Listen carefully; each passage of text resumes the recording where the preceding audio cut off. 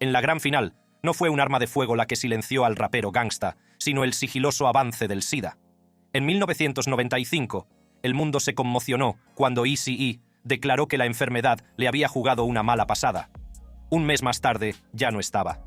Pero la historia no acabó ahí. No se acabó. La fábrica de rumores produjo más historias que un fantasma de hoguera. Las conspiraciones bullían como un guiso hirviendo, con amigos y fans que se negaban a tragar el amargo trago. Todos gritaban, «Eazy se apagó». Así que, ¿estás aquí para conocer la primicia, los trapos sucios, los pormenores de la increíble marcha de Eazy-E? Abróchate el cinturón. Estamos a punto de arrojar luz sobre lo que realmente le ocurrió a Eazy-E en este vídeo. Muerte y conspiración. Empecemos por las conspiraciones. La conexión de Eazy-E con un controvertido grupo llamado la Nación del Islam hace que su muerte sea más misteriosa. Cuando estaba en el hospital antes de morir, algunos de los miembros de seguridad de la nación estaban allí, lo que plantea interrogantes sobre si estuvieron implicados de algún modo en su muerte y cuáles pudieron ser sus motivos. Para arrojar luz sobre esta teoría, recurrimos a BG Knockout, artista de hip hop y amigo íntimo de Eazy-E, que concedió una entrevista a Hip Hop Dickies en 2011. Knockout relató un incidente significativo que ocurrió antes de la pelea de Eazy con su manager, Jerry Heller.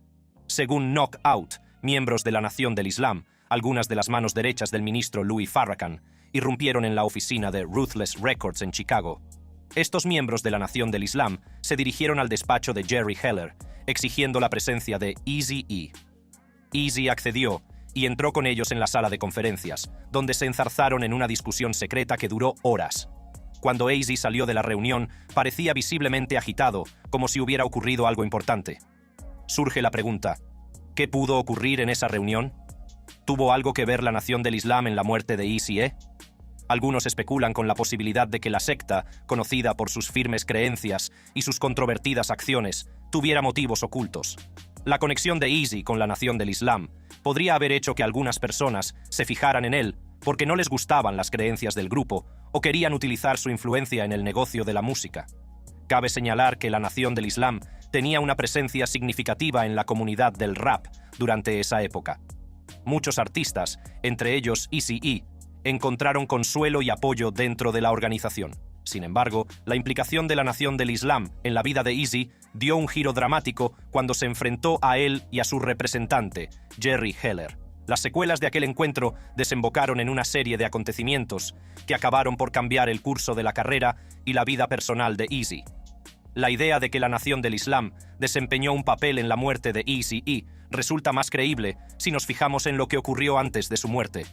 Eazy acababa de despedir a su manager Heller y a algunos miembros de su familia porque pensaba que estaban robando dinero.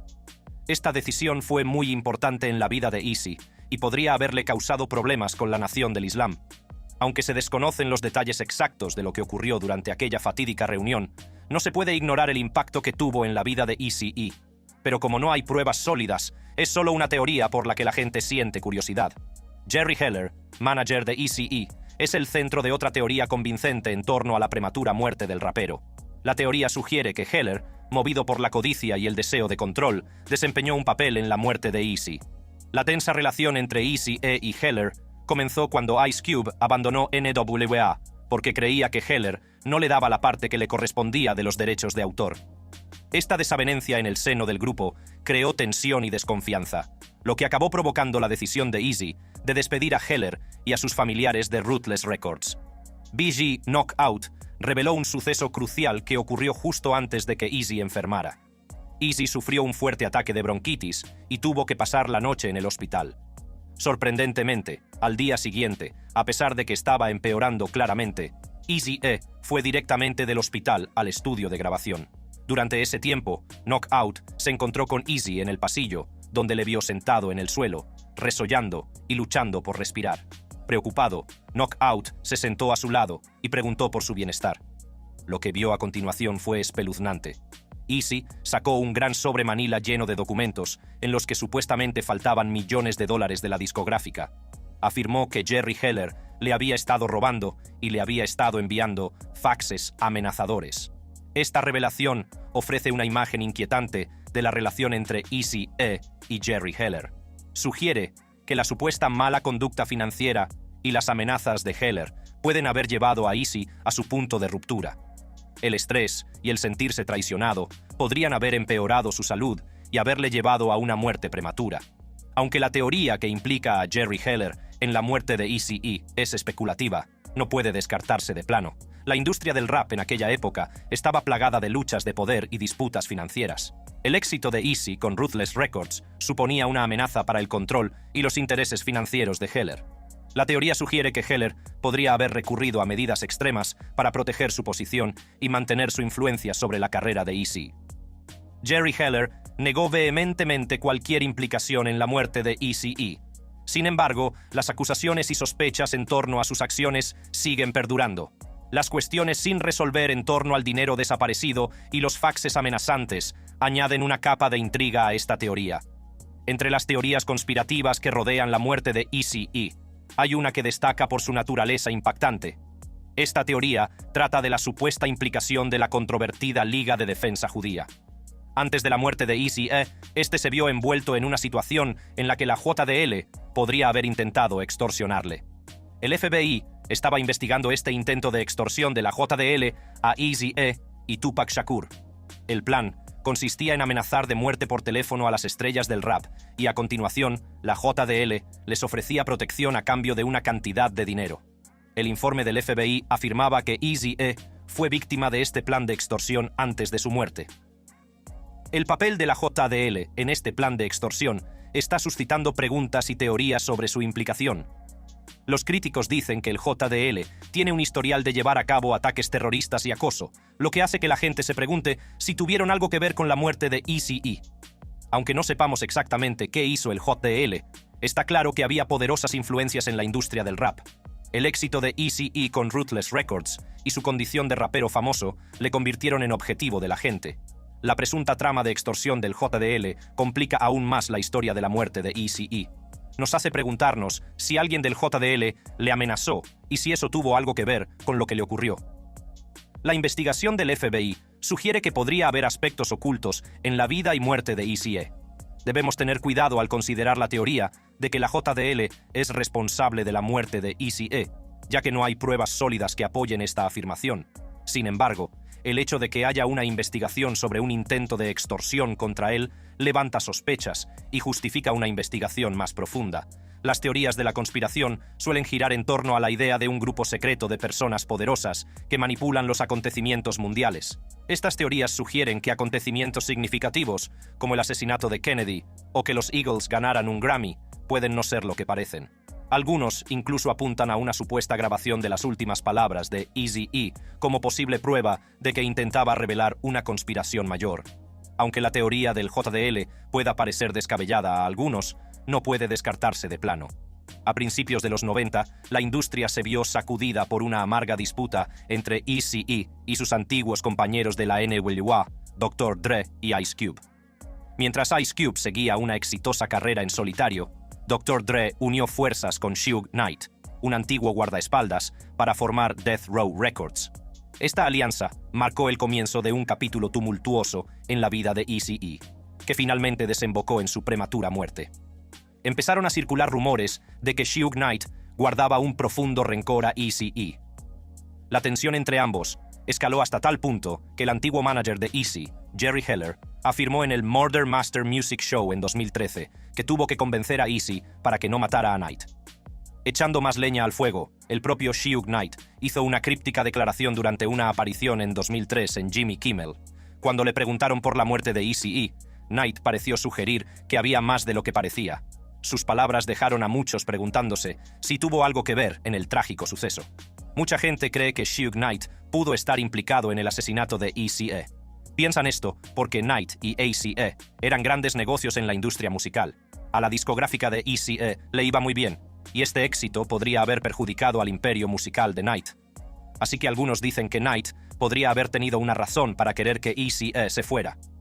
Pero, ¿qué pruebas apoyan esta teoría? Aunque las pruebas concretas son difíciles de conseguir, hay varios incidentes intrigantes que hacen sospechar. Veámoslo desde el principio. ¿Suge Knight en la mezcla?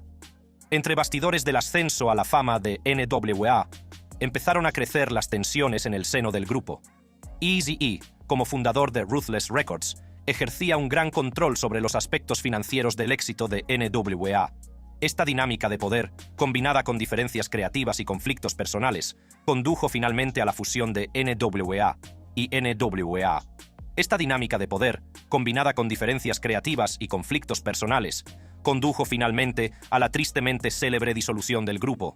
Uno de los factores clave que contribuyeron a la disolución de NWA fue la salida de Dr. Dre del grupo. Dre estaba cada vez más descontento con los acuerdos financieros de NWA y el control que ejercía Eazy-E. En 1991, Dre decidió separarse del grupo. En 1991, Dre decidió separarse del grupo y buscar nuevas oportunidades. Esta marcha marcó un punto de inflexión en la relación de Eazy-E con sus antiguos compañeros. El grupo, antaño muy unido, se había fracturado y las tensiones eran enormes. Eazy-E se sintió traicionado por la marcha de Dre y la consideró un ataque personal a su autoridad dentro del grupo. Fue durante este tumultuoso periodo cuando Marion Suge Knight, cofundador de Death Row Records, entró en escena. Suge Knight era conocido por su imponente presencia y su reputación de astuto hombre de negocios. Vio la oportunidad de sacar provecho de la discordia en el seno de NWA y se dirigió a Eazy-E con una propuesta. Según varias versiones, Suge Knight habría ofrecido a Eazy-E protección y apoyo financiero a cambio de cederle los derechos del contrato de Dr. Dre. Según otros, Suge le amenazó. Eazy-E, sintiéndose vulnerable y traicionado, aceptó el trato y transfirió el contrato de Dre a Death Row Records. Este movimiento acentuó aún más la división entre Eazy-E y el resto de NWA. Ice Cube, que ya había abandonado el grupo antes de la marcha de Dre, también estaba en desacuerdo con Eazy-E. Ice Cube se había manifestado abiertamente en contra de la marcha de Dre. Ice Cube había manifestado su descontento con los acuerdos financieros de NWA y consideraba que Eazy-E explotaba el éxito del grupo en beneficio propio. A medida que aumentaban las tensiones, la enemistad entre Eazy-E y sus antiguos compañeros de banda se hizo pública. Se publicaron canciones de desprecio en las que Eazy-E arremetía contra Dre y Cube, y viceversa. En 1995, Eazy-E fue diagnosticado de SIDA. La noticia conmocionó a la industria musical y a la comunidad del rap. La salud de Eazy-E se deterioró rápidamente y el 26 de marzo de 1995 falleció trágicamente a los 31 años. Tras la muerte de Eazy-E, empezaron a circular rumores sobre las circunstancias que rodearon su enfermedad. Surgieron afirmaciones sensacionalistas que sugerían que Suge Knight había contribuido a infectar a Eazy-E con el virus del SIDA. Según estas afirmaciones, Suge Knight tenía conexiones con individuos implicados en la distribución de agujas contaminadas y utilizó estas conexiones para llevar a cabo su siniestro plan. Sin embargo, es importante señalar que estas acusaciones siguen sin demostrarse y son controvertidas. La verdadera causa de que Eazy-E contrajera el SIDA ha sido objeto de especulación y debate. Mientras que algunos creen en las teorías conspirativas que rodean la implicación de Suge Knight, otros sostienen que fue el resultado de las elecciones personales y el estilo de vida de Eazy-E. Tras la muerte de Eazy-E, se investigó cómo había contraído el SIDA. La policía examinó su historial médico y habló con personas que le conocían, pero no pudo demostrar que Suge Knight tuviera algo que ver. Aunque no había pruebas sólidas, la gente seguía hablando de la posible implicación de Suge Knight en la muerte de Eazy-E. Una teoría sugiere que Suge Knight quería vengarse y deshacerse de sus rivales, por lo que planeó infectar a Eazy-E con el SIDA. Otra teoría propone que la contracción del SIDA de Eazy-E fue el resultado de sus elecciones personales y su estilo de vida. Se dice que Eazy-E tenía un comportamiento promiscuo y múltiples parejas sexuales.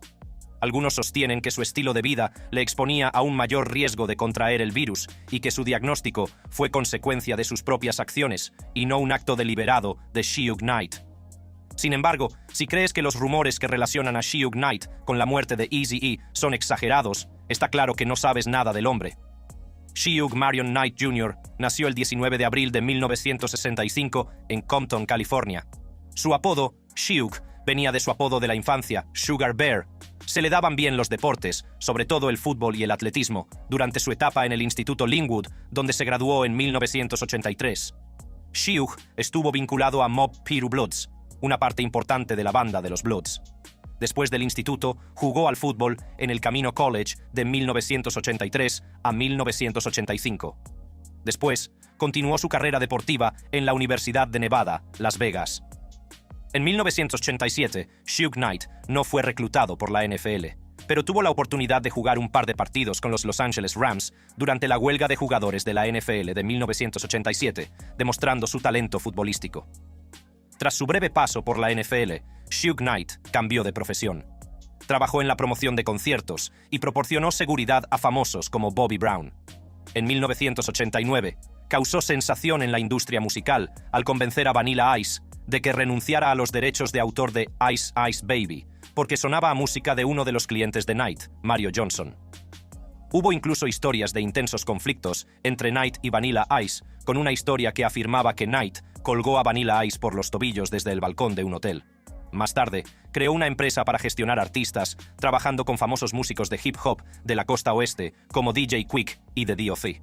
Su conexión con The D.O.C. le llevó a conocer a Dr. Dre.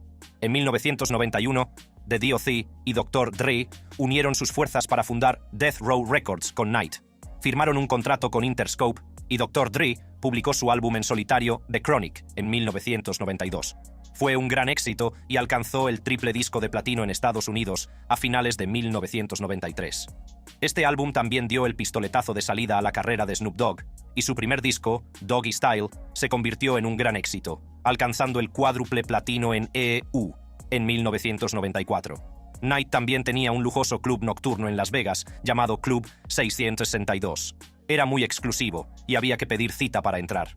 El nombre era ingenioso. Se deletreaba MOB en los teclados de los teléfonos, que significaba miembro de Bloods. En el mundo de la música, Death Row era conocida por sus vínculos con el crimen y la extravagancia. Suge Knight, el director ejecutivo, le entregaba a Tupac un montón de billetes de $100 para cubrir sus gastos de fin de semana. Su oficina de Los Ángeles estaba toda engalanada de rojo, el color vinculado a la banda Bloods. Había un guardia de seguridad con un detector de metales fuera del estudio de Death Row. Un veterano de la música de Los Ángeles, que trabajó con Tupac, dijo que era la seguridad más estricta que había visto nunca en un estudio. El estudio solo permite llevar armas a determinadas personas, así que si ves a alguien con un arma, es que puede llevarla. Incluso, si de algún modo consigues entrar, un duro equipo de seguridad aparecerá rápidamente. Algunos de estos guardias estuvieron en la cárcel antes, y tienen una fuerte presencia sin decir nada. Suge Knight era conocido por utilizar la intimidación en sus negocios. Una vez hizo desnudarse a un ejecutivo musical rival y se paseó desnudo por su despacho. Cuando trataba con ejecutivos de grandes empresas del entretenimiento, siempre había una sensación de amenaza. En un caso, tenía un guardaespaldas que mostró sutilmente una pistola durante una negociación. El entorno violento jugaba a favor de Knight.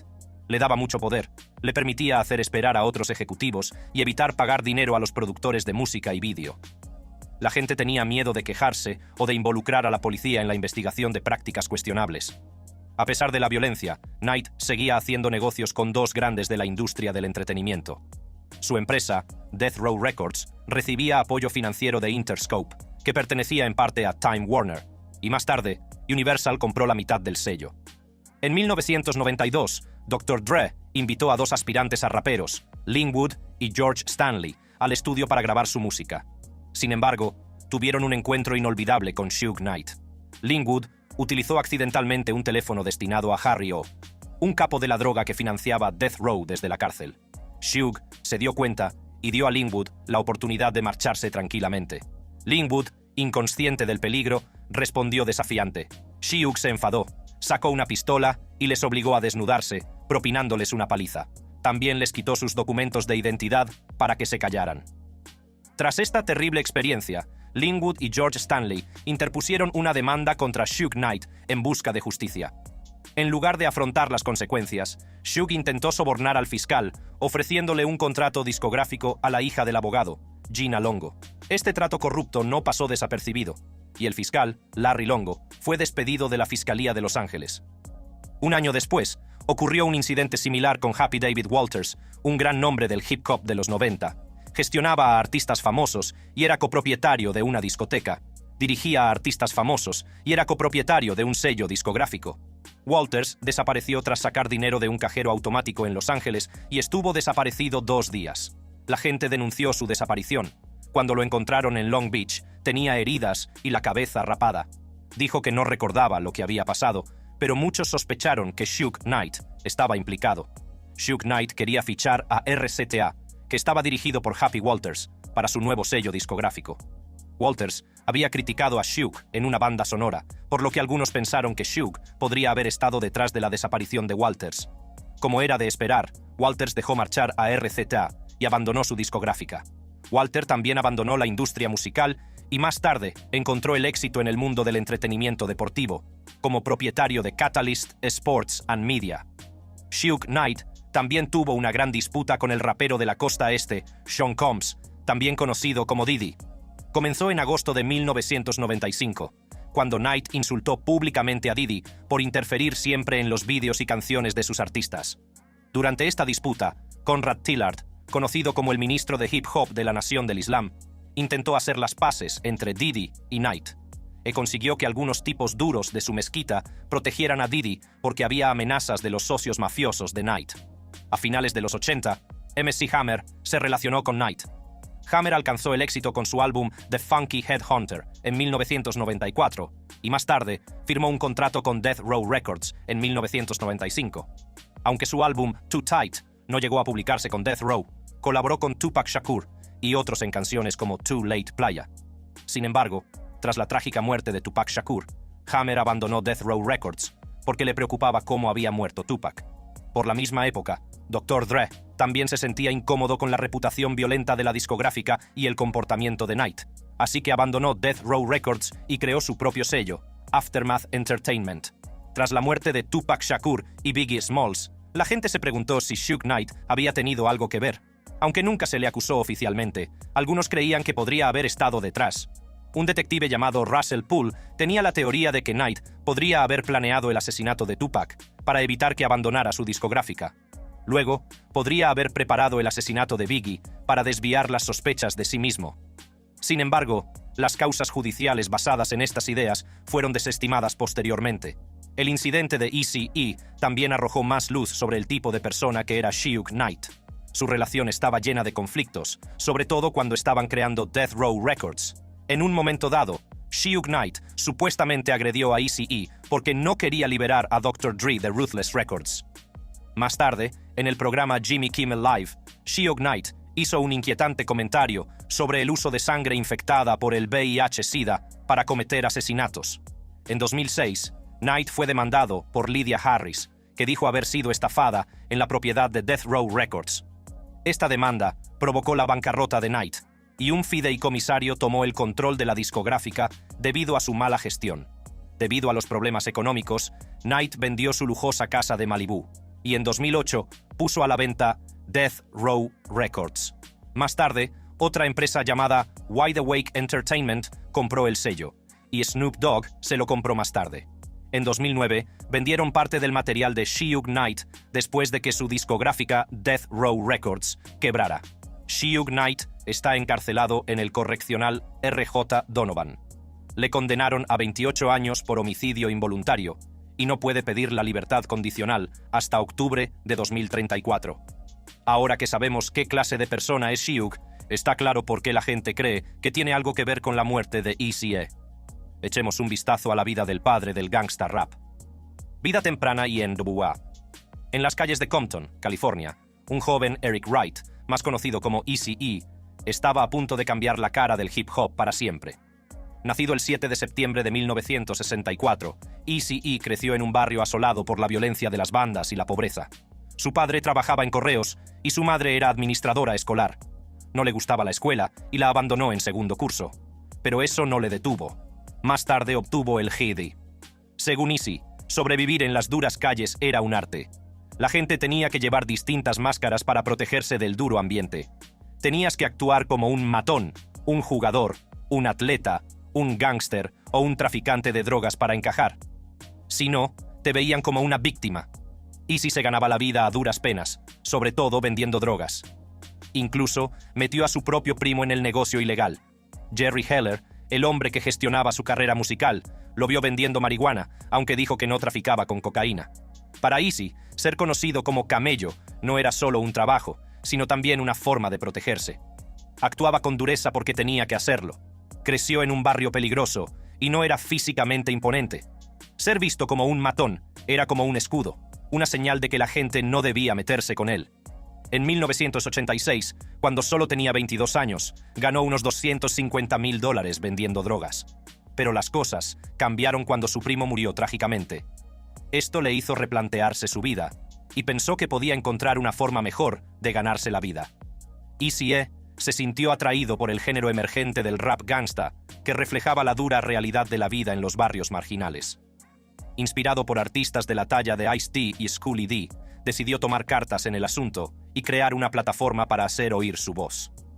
A mediados de los 80, empezó a hacer música en el garaje de casa de sus padres, y así nació Ruthless Records. Se dirigió a Jerry Heller con una propuesta.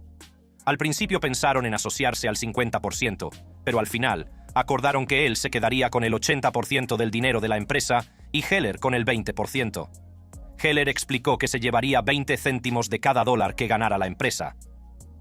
Ruthless Records se convirtió en sinónimo de la escena del rap de la costa oeste. Con su espíritu emprendedor y su inteligencia callejera, Eazy-E empezó a reunir a un grupo de artistas de talento que más tarde formarían el legendario grupo de rap NWA. Una de las figuras clave que reclutó Eazy-E fue Andre Young, más conocido como Dr. Dre. Con sus inigualables dotes de producción, Dr. Dre se convirtió en la columna vertebral del sonido de NWA, creando ritmos contundentes que complementaban a la perfección las letras agresivas y sin disculpas de Eazy-E. En 1987, NWA publicó su álbum de debut, NWA and the Posse, que sentó las bases de su éxito futuro. Pero fue su revolucionario segundo álbum, Straight Outta Compton, el que realmente les catapultó a la fama. Publicado en 1988, el álbum era una descripción cruda y sin filtros de la vida en Compton, abordando temas como la brutalidad policial y la desigualdad racial. La canción Straight Outta Compton causó sensación en la comunidad del rap. Se convirtió en la favorita de los jóvenes que se sentían excluidos y dio que hablar en todo el país. Fue innovadora porque sobrepasaba los límites y causó revuelo con sus palabras explícitas y su descripción sin tapujos de la vida en las calles. El meteórico ascenso a la fama de NWA no estuvo exento de dificultades. El grupo tuvo que hacer frente a la reacción violenta de las fuerzas del orden y los grupos conservadores, que consideraban que su música fomentaba la violencia y el comportamiento delictivo. Pero esto no hizo sino alimentar su determinación de decir la verdad y arrojar luz sobre la dura realidad de su entorno. A medida que la popularidad de NWA se disparaba, el personaje de Eazy-E simbolizaba la rebelión y la autenticidad. Con su voz característica y su actitud amenazadora, cautivó al público y consolidó su estatus como una de las figuras más influyentes del hip hop. Pero entre bastidores empezaron a surgir tensiones en el seno del grupo. Esto contribuiría finalmente a la disolución del grupo en 1991. A pesar de la disolución de NWA, Eazy-E siguió causando sensación en la industria. En 1988 publicó su primer álbum en solitario, Eazy-Deuce-It, en el que exhibió su estilo único y consolidó su estatus de artista en solitario. Mientras la carrera de Eazy-E alcanzaba nuevas cotas, su vida personal no estaba exenta de polémicas y problemas legales. Como figura prominente de la industria del rap, se encontraba constantemente bajo el escrutinio de los medios de comunicación y las fuerzas del orden. En 1989, Eazy-E se enfrentó a problemas legales cuando fue detenido por agresión. El incidente ocurrió durante un concierto en Arizona, en el que supuestamente agredió a un promotor. La detención alimentó aún más la percepción de Eazy-E como una figura volátil e impredecible. En 1995 le diagnosticaron SIDA, un golpe devastador que conmocionó a la industria musical. La noticia de su enfermedad sorprendió a muchos, ya que Eazy-E había mantenido en secreto su estado de salud. Trágicamente, la salud de Eazy-E se deterioró rápidamente y el 26 de marzo de 1995 falleció a la edad de 30 años. Su muerte conmocionó a toda la industria musical y dejó un vacío que nunca pudo llenarse. La pérdida de un artista de tanto talento e influencia fue un golpe devastador para la comunidad del hip hop. Tras la prematura muerte de Eazy-E, la industria musical lloró la pérdida de un auténtico icono. En los años siguientes a la muerte de Eazy-E, se iniciaron investigaciones para determinar la causa de su infección.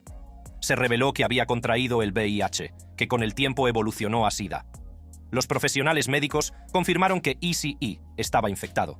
Además, las revelaciones sobre su vida personal y sus negocios arrojaron nueva luz sobre las complejidades que rodearon su muerte. Se descubrió que Eazy-E había tenido varios hijos con distintas mujeres, lo que provocó disputas sobre su patrimonio y herencia. Aunque la vida de Eazy-E se truncó trágicamente, su impacto en la industria del hip hop sigue resonando hasta nuestros días.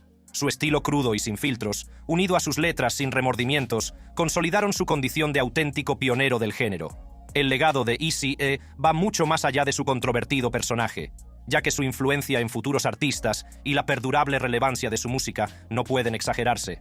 Uno de los aspectos más significativos del legado de Eazy-E es su papel en la formación de NWA. El innovador álbum del grupo, Straight Outta Compton, no solo amplió los límites del hip hop, sino que provocó una revolución cultural. Más allá de NWA, la carrera en solitario de Eazy-E consolidó aún más su influencia en el género. El éxito de su álbum demostró que el impacto de Eazy-E se extendía más allá de los confines del grupo, y su trabajo en solitario siguió resonando entre los fans. Emmari Bell fue una parte importante del rap de la costa oeste e hizo famosos a muchos artistas. Además, la influencia de Eazy-E puede verse en la aparición del gangsta rap como fuerza dominante en el hip hop. Sus letras crudas y a veces controvertidas inspiraron a otros artistas a abordar temas similares y ser más creativos.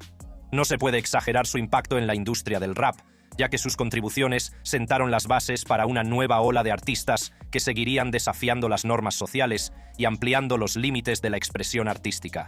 La música de Eazy-E sigue conectando con gente de todas las edades. Sus canciones como Boys and the Hood y Real Muta Fucking G's son como himnos para los que quieren música auténtica y veraz.